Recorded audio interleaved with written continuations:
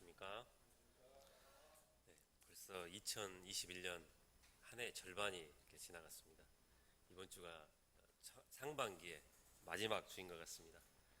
네, 올 한 해 이렇게 목표하셨던 목표들은 다 이렇게 이루어가고 계신 것 같습니다.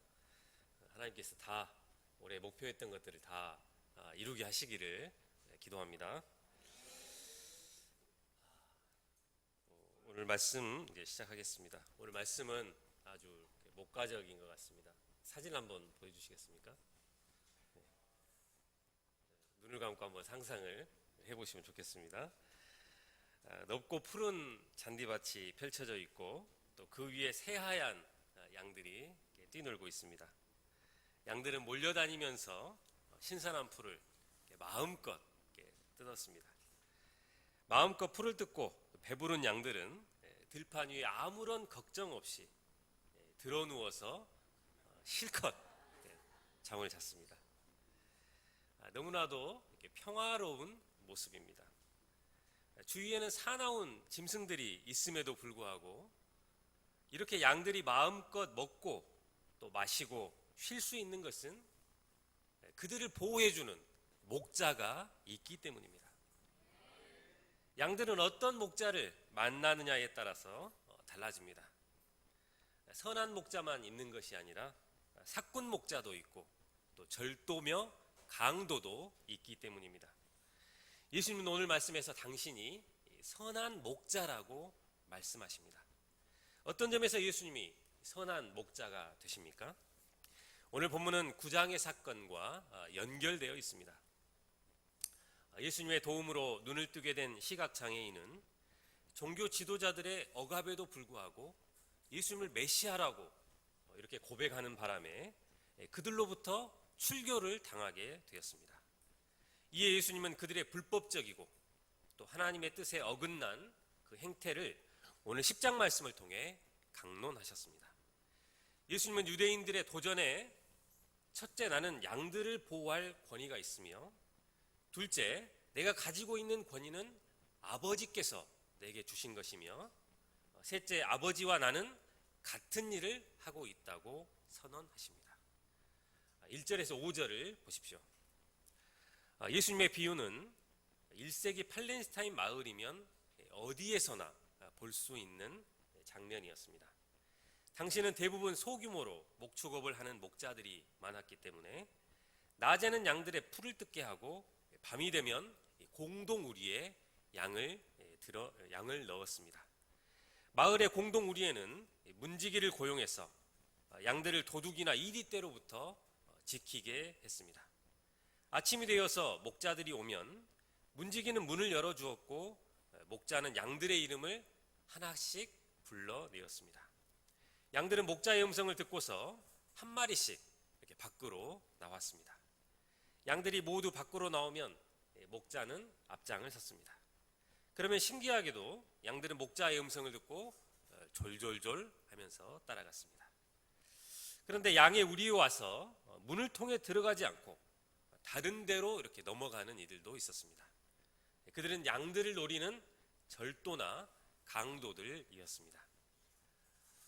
예수님은 이 비유를 통해서 양의 생명을 노리는 종교 지도자들의 문제를 지적하셨습니다. 그러나 다행스럽게도 그들은 그가 하신 말씀이 무엇인지를 잘 몰랐습니다. 영적으로 꽉 막혀버린 그들을 위해서 예수님은 다시 한번 이 비유를 설명해 주십니다.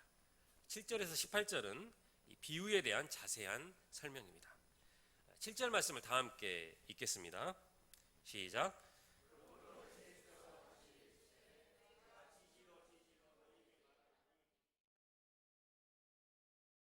예수님은 양의 문이라고 선포하십니다. 여기서 양의 문이란 산지에 있는 간이 우리의 문을 배경으로 하고 있습니다. 목자는 여름이 되면 더운 날씨를 피해서 좋은 풀과 또 깨끗한 물을 얻기 위해서 양들을 데리고 높은 산지로 먼 여행을 시작했습니다. 이런 경우에 대비해서 이스라엘 곳곳에 먼 곳을 떠난 목자와 양들이 밤을 안전하게 지낼 수 있도록 간이 우리가 만들어져 있었습니다. 사진 한번 보여주시겠습니까? 이것이 간이 우리입니다. 그런데 이 간이 우리에는 문이 따로 없었습니다. 목자는 양들을 우리 안으로 들어가게 하고 자신이 우리의 입구에 가로누워서 문 역할을 하였던 것입니다. 자다가 밖에서 도둑이 들거나 또 양들이 울타리 밖으로 나가면 목자는 곧 잠이 깨서 양들을 보호할 수가 있었습니다. 그러므로 목자 자신이 양의 문이 되는 것입니다. 문으로 들어간 양들은 목자의 보호를 받으면서 편히 쉴 수가 있었습니다. 양에게 있어서 문은 아주 중요합니다. 양들의 일과는 문에서 시작해서 문으로 끝이 납니다. 양들은 문을 나오면서 일용할 양식을 먹습니다. 낮 동안에는 푸른 풀밭을 실컷 뛰어다니면서 신선하고 또 맛있는 풀을 뜯어먹고 또 시원한 시냇물을 마음껏 들이켰습니다. 그러다 해가 저물면 다시 우리가 있는 문으로 들어갑니다. 밤이 되면 배고픈 맹수들이 양을 잡아먹으려고 호시탐탐 노리고 있기 때문입니다. 또 양을 훔쳐가려고 하는 도둑들이 있었습니다. 그들에게 잡혀가면 양은 생명을 잃게 됩니다. 그러나 목자의 인도를 받아서 문으로 들어가게 되면 양들은 안전하게 보호를 받게 됩니다. 양이 문을 잃어버리고 문으로 들어가지 못한다는 것은 곧 다른 짐승의 먹잇감이 되는 것입니다. 양에게 있어서 문은 생명의 상징이라고도 할 수 있습니다. 예수님은 우리 인생들의 문이 되십니다. 들어가며 나오면서 우리를 보호해 주시고 또 우리를 풍성하게 해 주십니다. 우리 인생들은 누구든지 이 문에 들어가며 죄와 사망의 권세로부터 구원을 받게 됩니다. 그리고 들어가며 나오며 생명의 양식을 얻게 됩니다. 그러므로 우리 인생들에게도 이 문은 생명의 문인 것입니다. 그런데 세상에는 여러 다른 문들도 있습니다. 드라마의 문, 또 게임의 문, 보디빌더의 문, 주식의 문, 또 부동산의 문, 사업의 문, 또 취업의 문, 승진의 문 등 여러 가지 문들이 있습니다.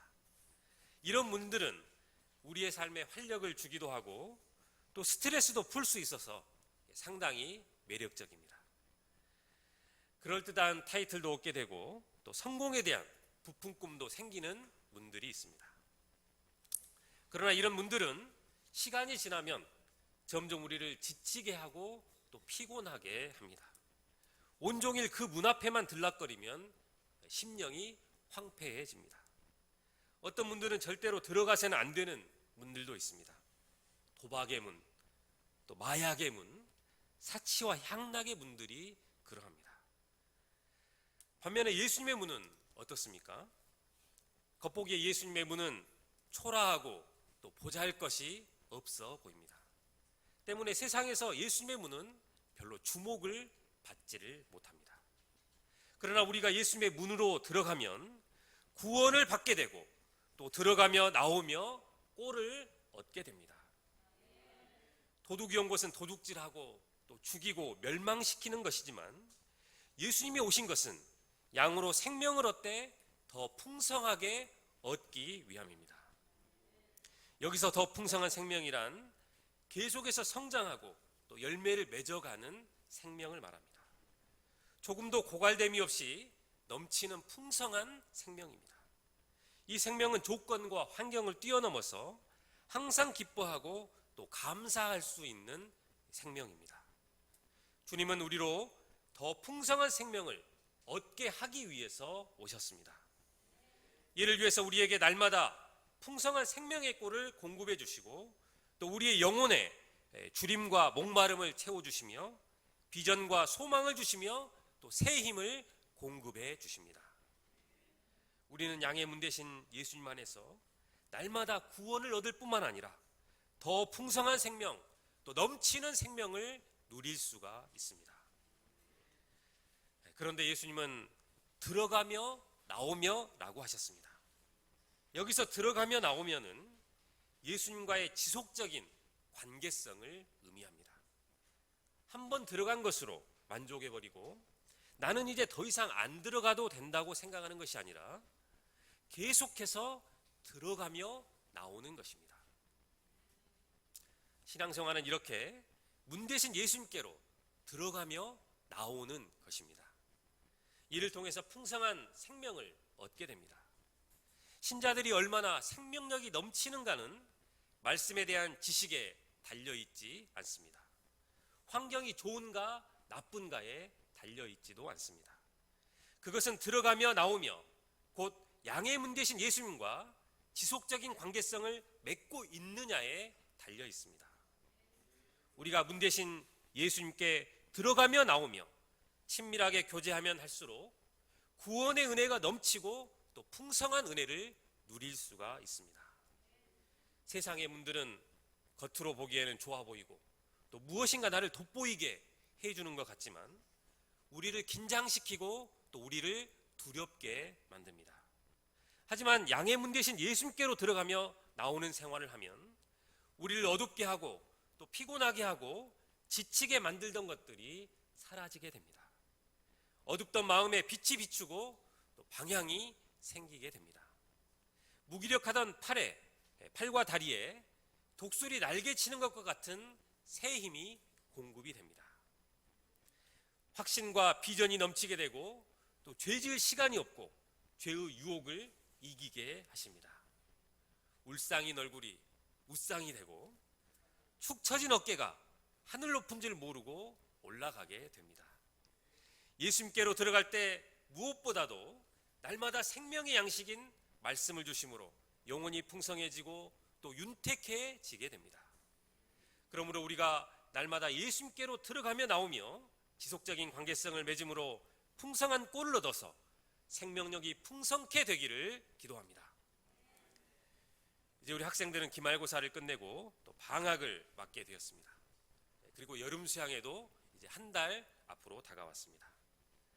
우리가 이러한 때 더욱 예수님께로 들어가며 나오는 그런 생활을 감당하면서 풍성한 꼴을 얻을 수 있기를 기도합니다.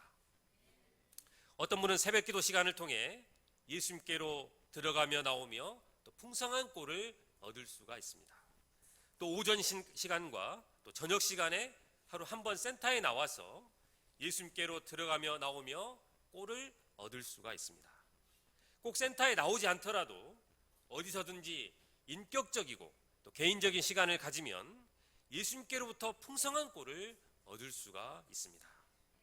우리 모두 올여름 양의 문 대신 예수님께로 들어가며 나오며 꼴을 얻고 늘 생명력이 풍성케 되기를 기도합니다. 11절 말씀을 다 함께 읽겠습니다. 시작.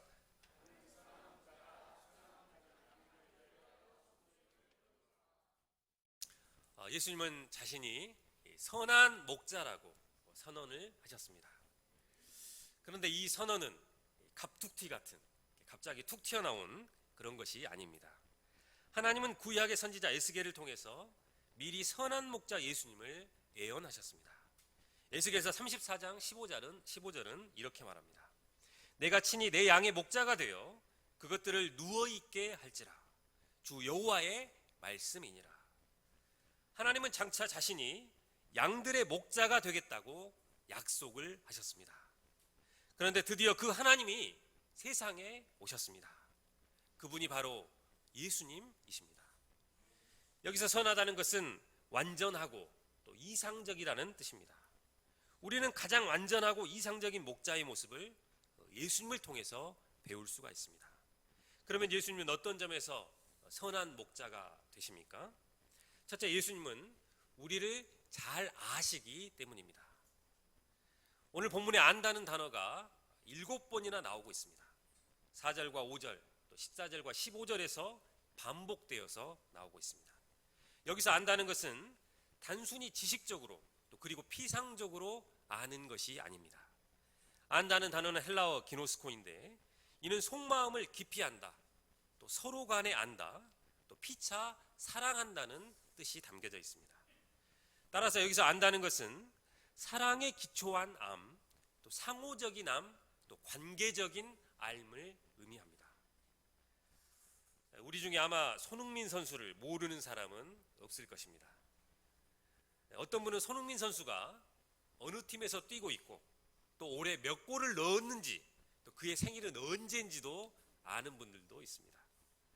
그러나 이러한 삶은 피상적인 삶에 불과합니다.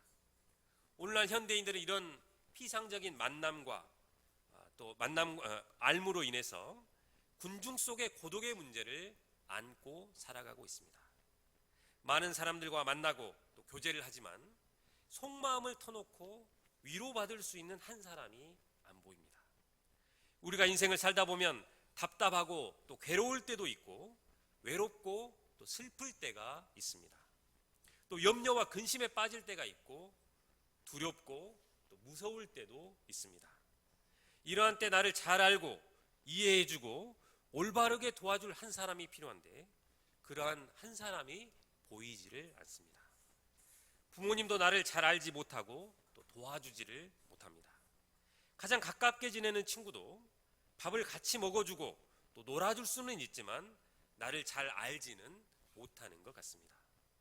이럴 때 아내나 남편은 이해해 줄 수 있습니까? 우리 목자님들 아마 이해해 줄 수 있을 것 같습니다.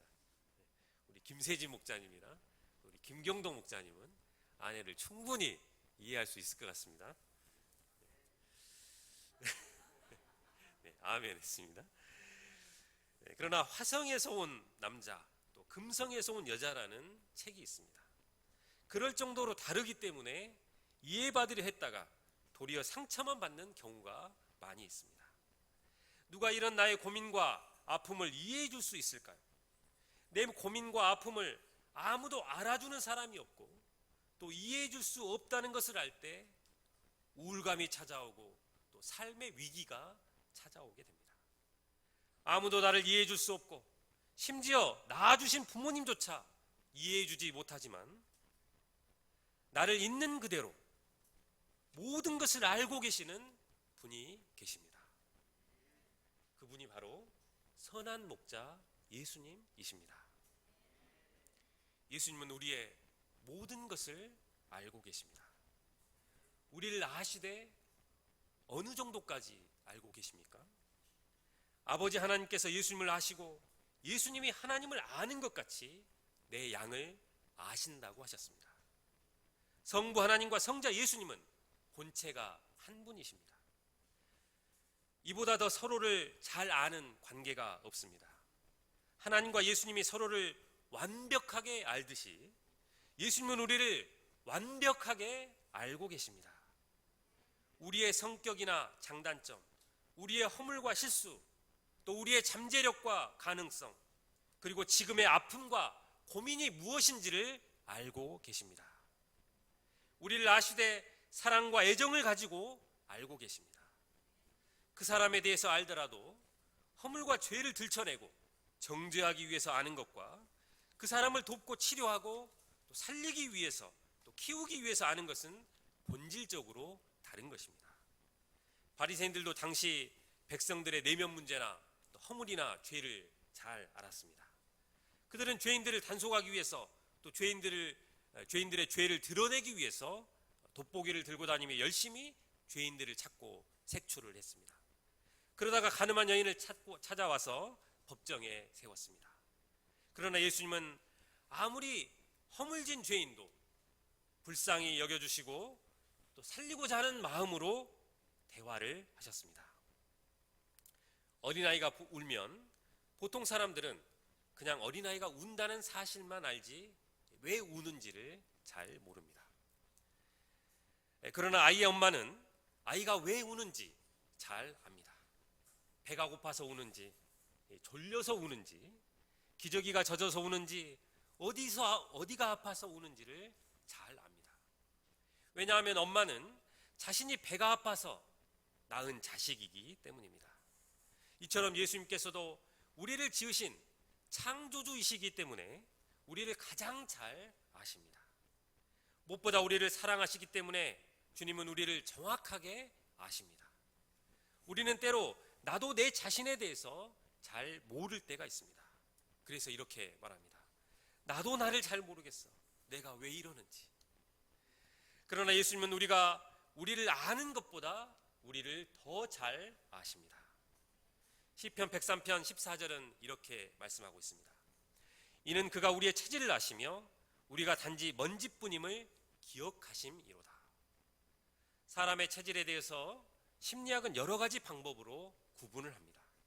대표적으로 애니어그램은 개혁가, 조력자, 예술가, 충성가 등 9가지로 구분을 하고 MBTI는 이보다 더 많은 16가지로 구분을 합니다.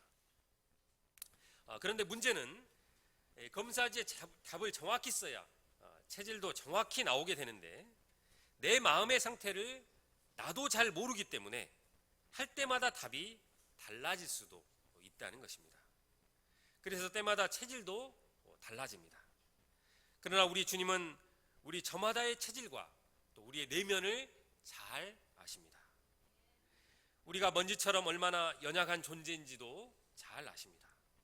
스피릿이 충만하면 다윗이 골리앗을 이길 때처럼 영웅적인 존재가 될 수도 있지만 죄의 유혹을 받으면 다윗이 정욕의 함정에 빠질 때처럼 비참한 존재로 전락할 수 있다는 것을 잘 알고 계십니다. 시편 139편 2절에서 4절은 이렇게 말씀하고 있습니다. 주께서 나의 앉고 일어섬을 아시며 멀리서도 나의 생각을 통촉하시오며 나의 길과 눕는 것을 감찰하시며 나의 모든 행위를 익히 아시오니 내 혀의 말을 알지 못하시는 것이 하나도 없으시니이다. 예수님은 마치 MRI로 우리 속을 찍은 것처럼 우리의 속을 알고 계십니다. 나의 체질뿐만 아니라 나의 약점도 아시고 또 장점도 아십니다. 나의 가능성도 아시고 또 내가 무슨 생각을 하고 어떤 고민을 하고 있는가도 알고 계십니다. 모든 것을 정확하게 잘 아는 의사가 올바르게 환자를 치료할 수 있듯이 예수님은 나에 대해서 모든 것을 완벽하게 알고 계시기 때문에 나를 이해해 주시고 또 진리의 길로 나를 인도해 주실 수가 있습니다. 진실된 조언도 해주시고 위로도 해주실 수가 있습니다. 나의 문제와 나의 억울함, 나의 괴로움과 나의 슬픔, 나의 염려와 나의 근심을 가지고 예수님께로 나아갈 수가 있습니다. 누가 우리를 진정으로 위로해 줄 수 있겠습니까? 나의 모든 것을 아시는 예수님이십니다. 둘째, 양들을 위해서 목숨을 버리시기 때문입니다. 목자는 날마다 새벽에 일어나서 양들을 푸른 초장 또 쉴만한 물가로 인도하십니다. 상하고 병든 양을 치료해 주시고 또 코로나 같은 전염병이 들지 못하게 양들을 보호합니다. 또 양들을 노리는 사나운 일이나 늑대로부터 지켜줄 수 있어야 합니다. 한마디로 양들이 잘 자랄 수 있는 환경을 만들어주는 것이 목자의 할 일입니다. 이런 목자에게 필요한 것이 무엇입니까? 어디에 푸른 초장이 있으며 또 어디에 맑은 시냇물이 흐르고 있는가 아는 지식과 정보도 필요합니다. 또 목자는 사나운 이리가 다가올 때 물리칠 수 있는 용기와 지식도 있어야 합니다. 그런데 선한 목자는 이런 지식이나 정보 또 용기와 능력을 갖춘 것으로 끝나지를 않습니다. 다시 한번 11절 말씀을 읽어보겠습니다. 시작.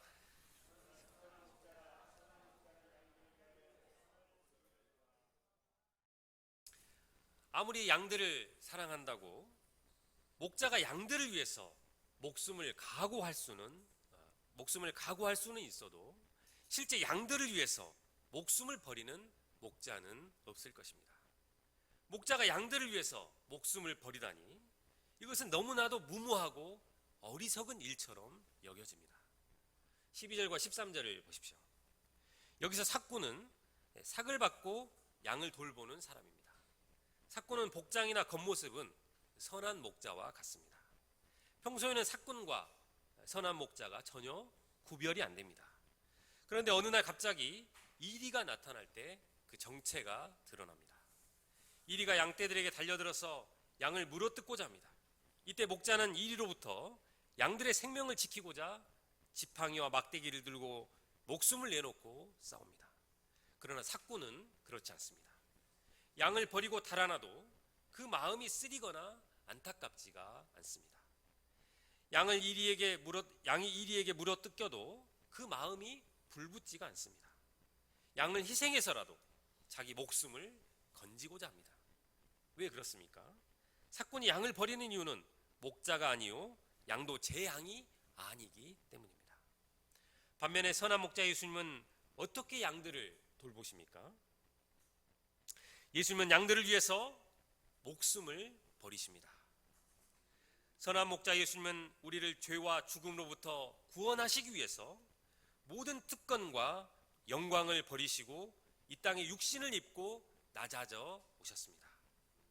이 땅에 사시는 동안에도 버려진 양들, 또 연약한 양들, 죄로 병든 양들, 소외되고 냉대받고 무시받는 자들을 위해서 이들을 구원하시기 위해서 이리들과 목숨을 내놓고 싸우셨습니다.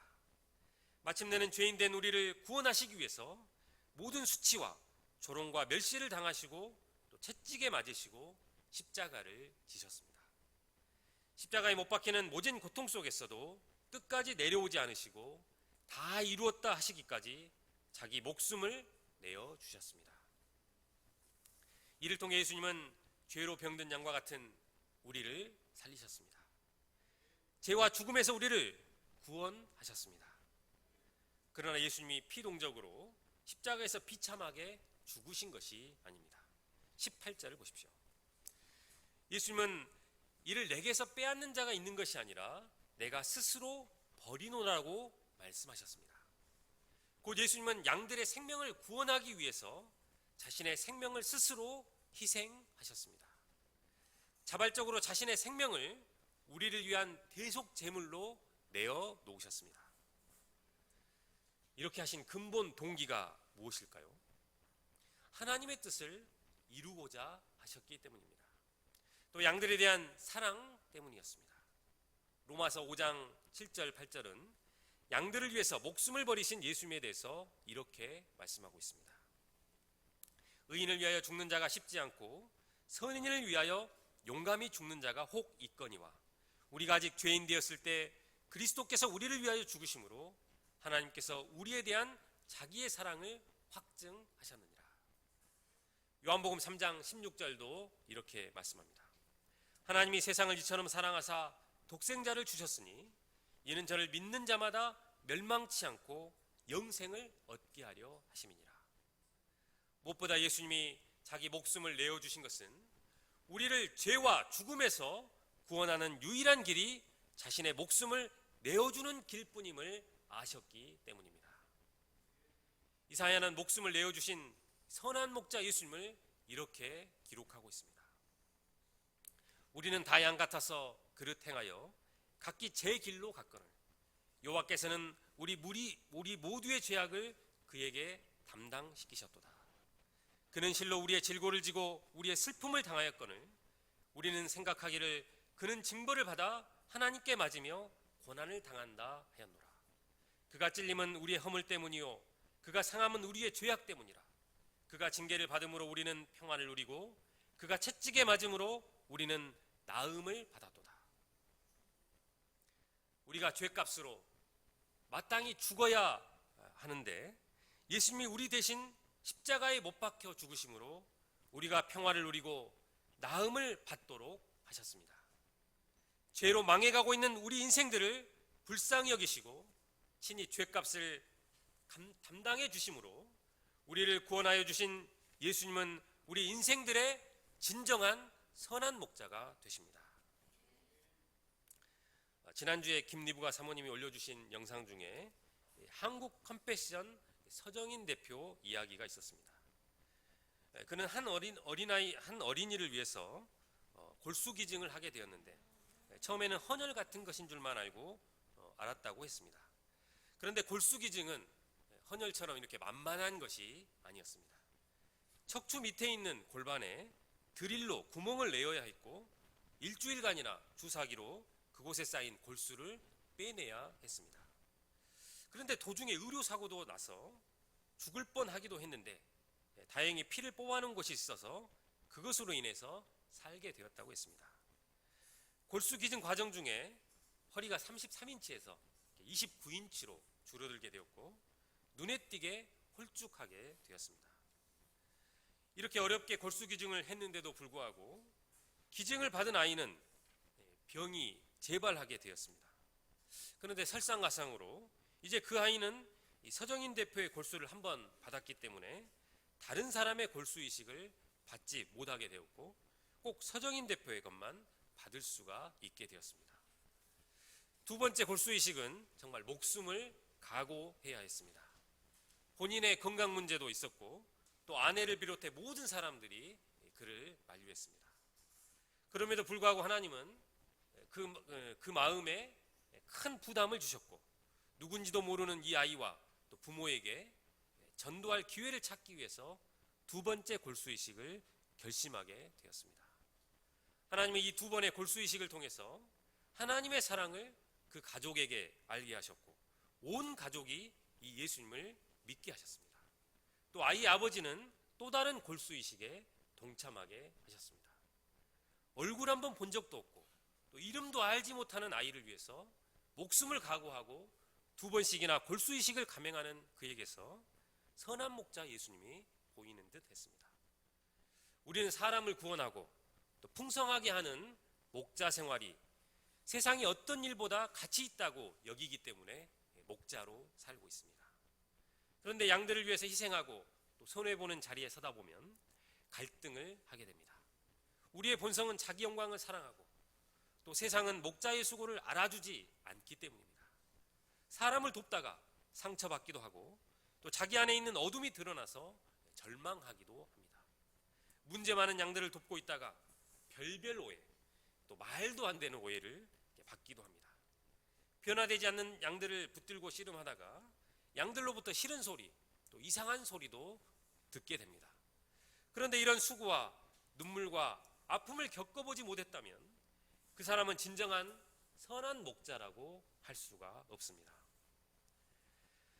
이는 마치 아이를 키우면서 그 손에 똥오줌 한번 안 묻혀보고 또 병치레하는 자식들 때문에 가슴을 조이면서 노심초사 해보지도 않고 또 속썩이는 자식들 때문에 눈물 한번 흘려보지도 않은 부모를 참 부모라고 할 수 없는 것과 같습니다.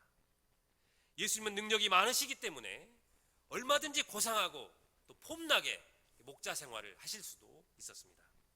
그러나 예수님은 그렇게 하지 않았습니다. 오히려 우리를 구원하시기 위해서 과감하게 자신의 몸을 내어주셨습니다. 우리가 이 예수님을 배워서 양들을 느탈해가는 원수의 세력을 분별하고 치열하게 기도의 씨름을 감당하는 자들이 되기를 기도합니다. 때로 양들을 섬기며 오해도 받고 또 수모도 겪는 것을 마땅한 일로 여기고 우리의 목자 또 예수님의 고난의 흔적을 하나 정도는 가질 수 있기를 기도합니다. 우리가 예수님의 좋은 양이 되어서 선한 목자 예수님을 배울 때 우리도 또한 예수님처럼 선한 목자가 될 것으로 믿습니다. 요절 말씀 11절 말씀을 읽고 제가 기도하며 마치겠습니다. 11절입니다. 시작. 나는 선한 목자라 선한 목자는 양들을 위하여 목숨을 버리거니와.